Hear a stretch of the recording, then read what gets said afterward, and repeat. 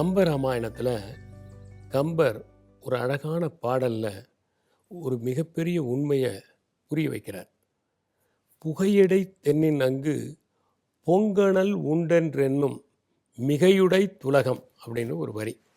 இப்போ எங்கேயாவது புகஞ்சதுன்னு வச்சுக்கோங்க, உடனே இந்த உலகம் என்ன சொல்லுவோன்னா அங்கே பெரிய நெருப்பு இருக்குது அப்படின்னு சொல்லுவோம். மிகையுடை துலகம் சாதாரணமான ஒரு சின்ன புகை, அது ஒரு சின்ன ஒரு காகிதம் கூட பற்றி இருக்கலாம், அதில் ஒரு சின்ன ஓலை பற்றி இருக்கலாம், அதில் ஒரு சின்ன துணி பற்றி இருக்கலாம். ஆனால் உலகம் என்ன சொல்லுன்னா அந்த புகையை பார்த்துட்டு அங்கே பெருசாக நெருப்பு எரியுது அப்படின்னு மிகையுடை துலகம், அதை எக்ஸாஜரேட் பண்ணி சொல்லுங்கிறார். இதுதான் உலகம்.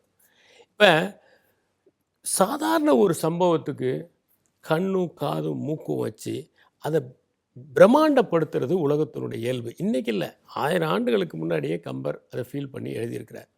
சாதாரணமாகவே மனித மனம் கற்பனைகளை விரும்புது. இப்போ 2 பேர் ஒரு பெஞ்சில் உட்காந்துருக்காங்கன்னு வச்சுக்கோங்க, பெஞ்சில் உட்காந்துருக்கிறது மட்டும்தான் உண்மை. இதிலிருந்து என்ன நீங்கள் தெரிஞ்சுக்கிறீங்கன்னு யாரையாவது கேட்டால் அவங்க 1001 கதை அதுக்கு சொல்லுவாங்க. மற்றதெல்லாம் அவங்களா கற்பனை பண்ணிக்கிட்டது தான்.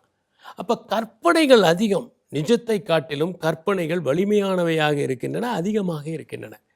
அப்போ வெறும் சின்ன புகையை கூட எப்படி பொங்கணல்னு சொல்லுமோ அது மாதிரி தான். அதனால் இந்த உலகத்துக்கு நம்ம ஜாக்கிரதையாக இருக்கணும். அப்போ என்ன சொல்ல வர்றாரு கம்பன், இந்த சின்ன புகை கூட வராமல் பார்த்துக்கணும். சின்ன புகை வந்தால் கூட இந்த உலகம் இல்லாததையும் பொல்லாதையும் கற்பித்து கொண்டு நம்மை ஏளனமாக பார்க்கும். ஏன்னா இந்த உலகத்தினுடைய நேச்சரே எக்ஸாஜரேஷன் தான். ஏன்னா எக்ஸாஜரேஷனுங்கிறது இந்த வே ஆஃப் லைஃப் மாதிரி ஆகிப்போச்சு. எக்ஸாஜரேஷன் கொஞ்சம் சுவாரஸ்யமாக இருக்குல்ல. உண்மையை காட்டிலும் மிகைப்படுத்துதல் சுவாரஸ்யமாக இருக்கிறது. ஒரு நன்றி சொல்கிறது கூட ஒரு மின்னலை போல சொல்லணும். அதுதான் உள்ளார்ந்த நன்றி உணர்வு. அதை பிரமாதப்படுத்தி சொன்னால் அர்த்தம்னா அவங்க நன்றி உணர்வோடு இருக்க மாட்டாங்கன்னு நம்ம நினச்சிக்கலாம்.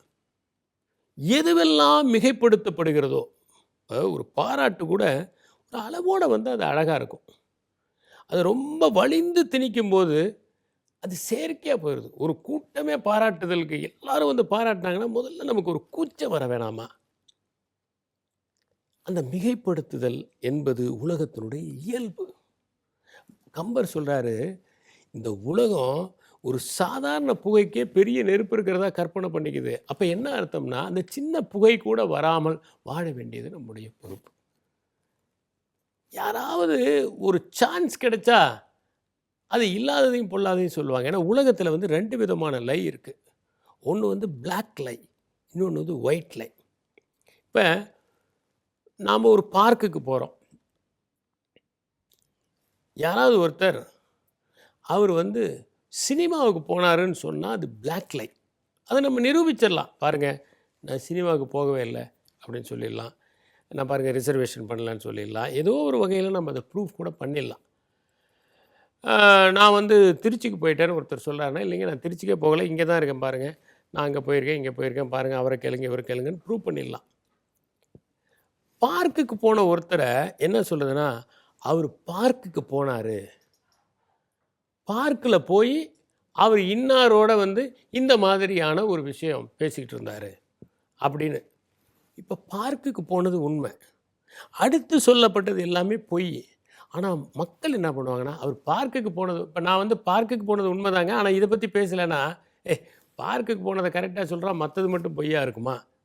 இதுதான் ஒயிட் லை.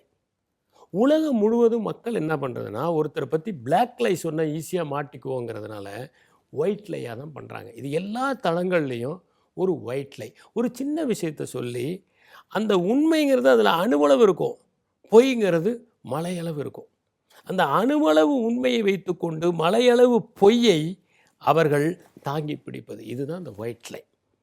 அதனால் அவர் சொல்கிற மாதிரி இந்த ஒயிட் லைக்கான பாசிபிலிட்டி, புகை இருக்குது, ஆனால் அது பொங்கணல் உண்டென்றென்னும் மிகைனா அது என்னன்னாக்கா அந்த ஒயிட் லையாக மாற்றிடுவாங்க.